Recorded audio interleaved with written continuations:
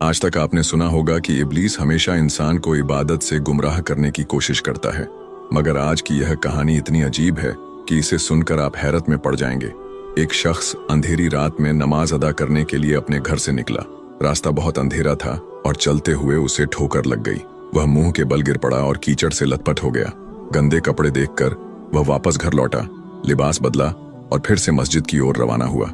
अभी कुछ ही कदम चला था कि उसे दोबारा ठोकर लगी और वह फिर गिर पड़ा, मगर उसकी हिम्मत कम न हुई।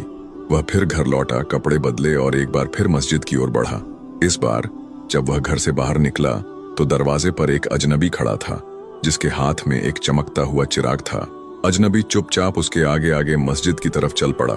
चिराग की रोशनी में इस बार रास्ता साफ नजर आ रहा था और वह बिना किसी मुश्किल के मस्जिद पहुंच गया। मस्जिद के दरवाजे पर वह अजनबी ठहर गया और नमाजी अंदर चला गया। नमाज अदा करने के बाद जब वह बाहर निकला तो देखा कि वह अजनबी अभी भी खड़ा था, मानो उसे घर छोड़ने आया हो।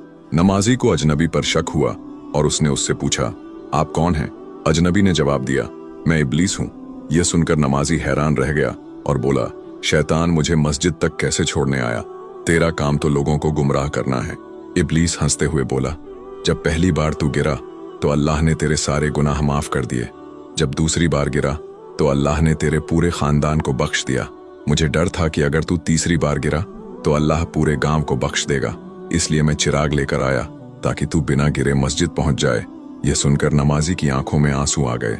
उसने सजदे में गिरकर अल्लाह का शुक्र अदा किया कि उसकी मेहनत और नियत को अल्लाह ने कबूल कर लिया।